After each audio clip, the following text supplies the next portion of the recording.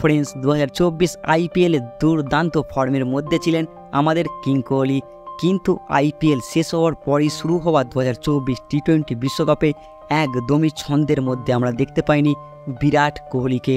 এই 2024 টি-20 বিশ্বকাপে যেন এক অন্য বিরাটকে দেখছি।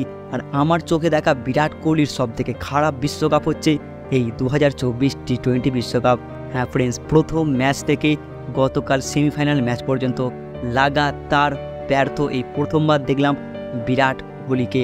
যাই হোক ফ্রেন্ডস, এই বিরাট কোহলির ফাইনাল খেলা নিয়ে বড় মন্তব্য করলেন ভারতের অধিনায়ক রোহিত শর্মা।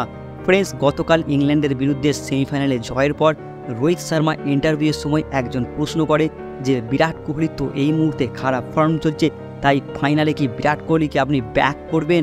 আর তার জবাবে হাসতে হাসতে রোহিত শর্মা জবাব দিলেন সুন্দরভাবে।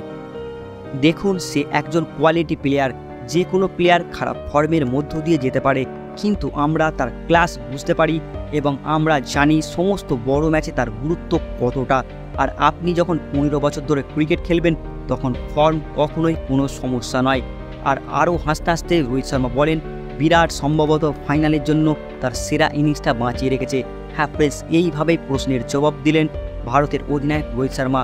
এইভাবেই বিরাট কোহলির খারাপ ফর্মের পাশে দাঁড়ালেন রোহিত শর্মা। ফ্রেন্ডস, তোমাদের কি মনে হয় এই রোহিত শর্মার মন্তব্যের পেছনে বিরাট কোহলিকে নিয়ে?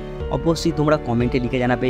আরও ফ্রেন্ডস লিখে জানাবে যে বিরাট কোহলি সত্যি কি ফাইনালে কামব্যাক করবে, সত্যি কি দুর্দান্ত ইনিংস খেলে ফাইনালে চমকে দেবে সবাইকে, সেটাও কিন্তু কমেন্টে লিখে জানিয়ে দেবে তোমরা।